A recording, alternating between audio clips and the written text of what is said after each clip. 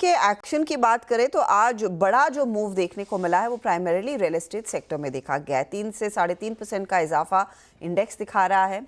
Across the board in stocks में तेजी बनती दिखाई दी है। और वजह क्या है? वजह यह है कि एचडीएफसी सिक्योरिटीज, और सिर्फ एचडीएफसी नहीं, पिछले हफ्ते भी आपको याद होगा कुछ और ब्रोकरेजेस भी इस समय रियल एस्टेट स्पेस को लेकर काफ़ी ऑप्टिमिस्टिक है, काफ़ी पॉजिटिव हैं।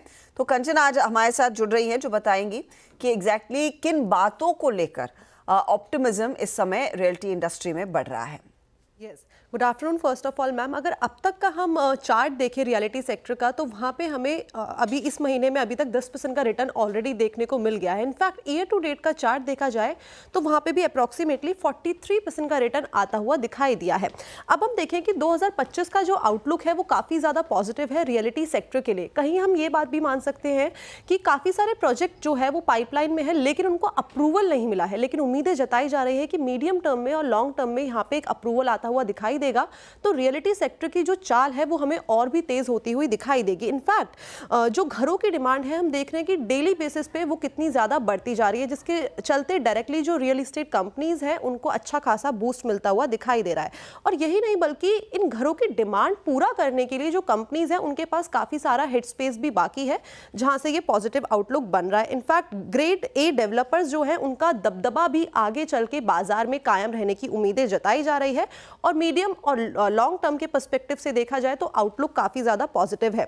इसके चलते जो एचडीएफसी सिक्योरिटीज़ है उन्होंने काफ़ी सारे स्टॉक पिक किए हैं। सबसे पहले स्टॉक का नाम है प्रेस्टीज ई स्टेट, जहाँ पे खरीदारी की राय दी गई है और जो टारगेट प्राइस है दैट इज 2060 रुपीज़। ये इनका कहना है कि आगे चल के काफ़ी सारे प्रोजेक्ट जो है वो कंपनी लॉन्च करने वाली है, जहाँ से इनके रेवेन्यू में एक अच्छा खासा हमें बूस्ट आता हुआ दिखाई देगा।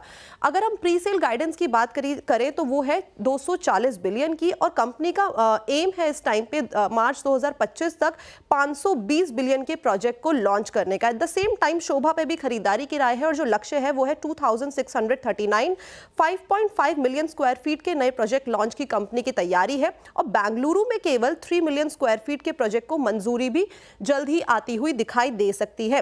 गोदरेज प्रॉपर्टी को रखिएगा रडार पे है क्योंकि यहाँ पे ऐड की राय दे दी गई है और जो लक्ष्य है वो 3000 प्लस के है। दिल्ली, एनसीआर, बॉम्बे, बेंगलुरु में कंपनी काफी सारे जो प्रोजेक्ट है वो लॉन्च करने वाली है। साथ ही साथ गुजरात के साथ ही साथ पुणे की बात करें और हैदराबाद की बात करें तो यहाँ पे भी हमें नए लॉन्चेस आते हुए दिखाई दे सकते हैं। और एक चीज जो आपको ध्यान में रखनी है कि गोदरेज प्रॉपर्टी पोर्टफोलियो अपने पोर्टफोलियो में अप्रॉक्सीमेटली 13.9 मिलियन स्क्वायर फीट के नए डील जोड़ सकती है। ओके, तो अपॉर्चुनिटीज ढेर सारी। शुक्रिया इस अपडेट के लिए। चार्टिकली पालविया जी, आपने प्रेस्टीज पिक किया, दूसरे काउंटर्स में आपका डीएलएफ, मैक्रोटेक, इन पर आपके क्या विचार है? आई थिंक मैक्रोटेक एक स्टोरी है जो हम पिछले हफ्ते से राइड कर रहे हैं, तो सोनी या फिर शिल्पा दोनों में से एक ने सजेस्ट किया था, उस पर मैं आऊंगी, लेकिन डीएलएफ पर क्या विचार है?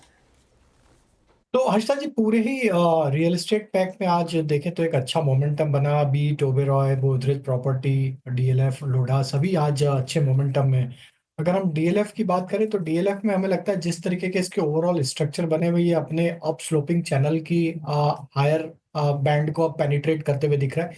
हमें लगता है ये स्टॉक में 900 एक इमीडिएट हर्डल है, और looking at the overall sectoral behaviour, हमें लगता है ये मोमेंटम 900 के लेवल को क्रॉस करने में कामयाब होते हुए दिखेगा।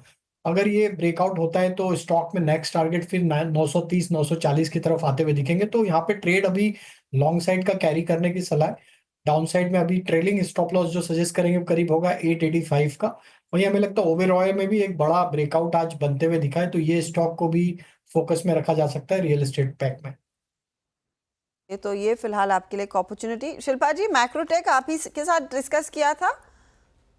तो इसको 1300 सम जोन से हम लोग बार बार डिस्कस करते ही आए हैं, और अगर आप अभी भी देखेंगे तो ऑप्शन चेन और इम्प्रूव होते ही जा रहा है, जहाँ पे 1600 प्लस के भी इसके next targets very easily achievable होते हुए दिख रहे हैं।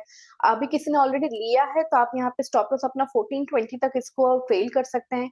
किसी को फ्रेश भी करना है तो आप 1420 के स्टॉप लॉस आप इसमें अभी भी लॉन्ग बने रह सकते हैं। मुझे लगता है बहुत जल्द आपको 1580, 1600, 1620 के जोन्स भी इस पे आते हुए दिखेंगे।